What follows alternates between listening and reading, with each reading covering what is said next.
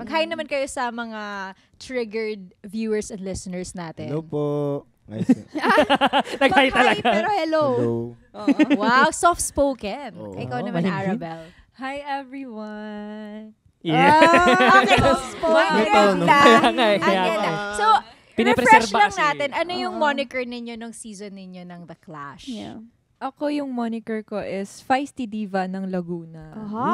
Feisty. And how about you? Comeback kid ng Cavite. Kwento lang natin, bakit ba comeback kid? Kasi pinauwi niya ako. Tapos, nakabalik ako. So, comeback Oh, hindi, kid. share ko lang. Kasi ano yun round 2, diba? Tapos yun yung, lalabas sa randomizer yung isa, tapos siya yung pipili kung sino yung makakalaban. Sa dami-dami ng pipiliin niya. Ako Ay, yung... pero Ikaw disclaimer, talaga. I remember, Oo. kinausap kasi, 'di ba, the more na yung mas late ka tinatawag ng randomizer, pakonti yung pwede mong tawagin. So, kinausap ko na siya noon that day na, nung bago pa mag-start yung taping, sabi ko, Kuya Nef, heads up lang pag lumabas yung pangalan ko doon sa randomizer, baka ikaw yung tawagin ko. Binigyan ko naman siya ng kaya alam niya na, nung lumabas yung mukha ko doon sa Alam ko, screen, tatayo na ako agad. Kahit di alam niya na natatawagin Nung ko lumabas, siya. alam ko na. Ayop, ito na nga. Pero, talagang kinabahan din talaga ako dun sa performance na yun. Sobrang galing mo na yun. Huwag ako. Huwag ako, tigilan mo ako. Reenact. Yung kinanta niya doon hanggang ngayon by Kyla. Imagine mo, like a song na kinanta ng female Babae. singer, tapos biglang kakantahin ng guy na medyo rock, Sabi raspy niya yung boses. Sabi niya, sure win. Wow! Pero, comeback kid, nakabalik siya ng Pero bakit kid?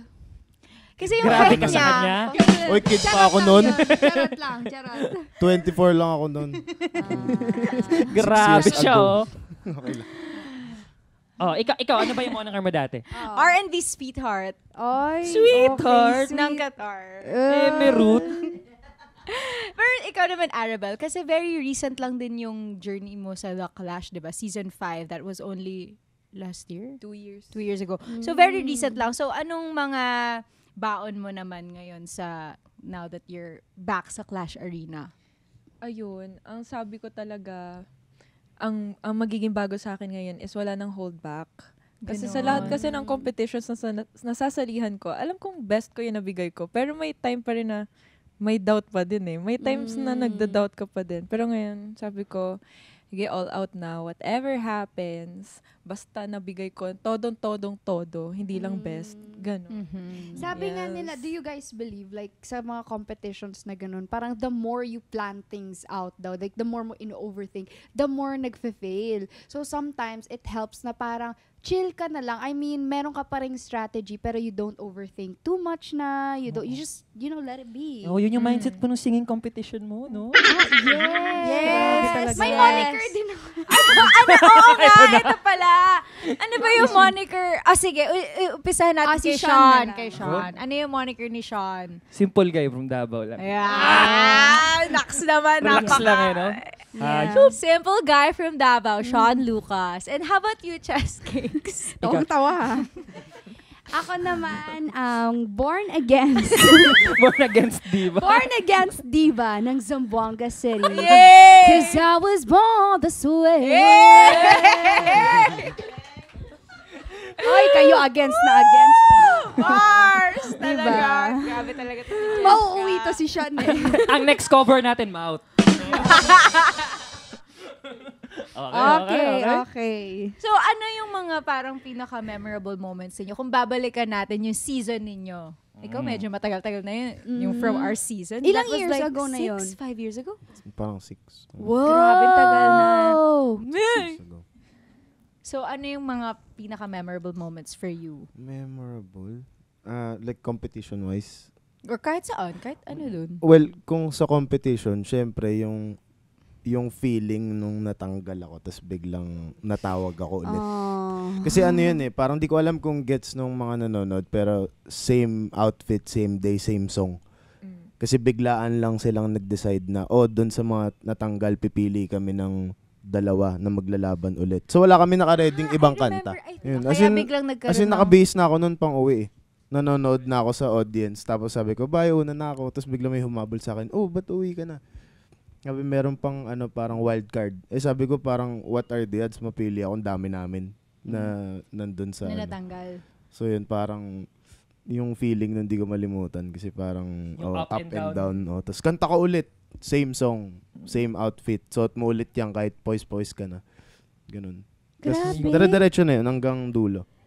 Wait lang, kasi hindi ko alam kung how it is to be as like a singer, di ba? Parang, totoo na yun. Totoo na. Totoo na to.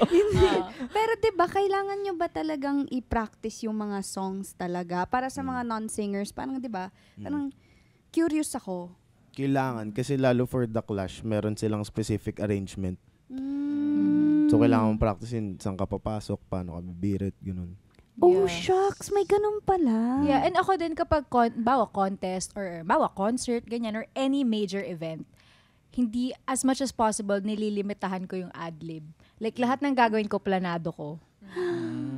Yung mga ganun ako, kailangan, kahit sabihin, it sounds like an ad-lib, planado ko yun. Alam ko yung gagawin ko sa interlude na to, alam ko yung run na gagawin ko. Like, basta nakaplan siya, pre-practice ko siya ng paulit-ulit. Grabe. Kaya ganun yung labas sa atin kasi di natin pinapractice. Kaya nga eh. Adlib lang lahat. Okay yan. Kaya nga my gosh. And ikaw naman, Arabel, ano yung, kung babalikan mo yung season 5, ano yung pinaka-memorable for you? Pinaka-memorable yung magkatapat na kami ni Rex. Sa Ni finals? John Rex. Sa grand Yes. finals? Oh my Oy, si gosh. John Rex. Yung pareho na kami nandun sa taas. Oo nga. Yes. So, kasi kaming dalawa, like, syempre, nag-i-aim ka na. Nandun ka na eh. Nandun na eh. Pero kaming dalawa, nung kami yung tinawag, parang, sige, lalaban tayo ah. Pero, alam mo yung nagsama-sama na yung gusto mong lumaban, tas pagod ka. Sundon ka sa taas. Parang, eto na, isang kanta na lang, tapos na lahat. So, pareho kaming lumaban talaga nung time na yun. So, yun yung pinaka-memorable sa akin. Kasi umabot ako hanggang dun. So, nakatapak ako sa Yes. elevated stage. Yes. Ako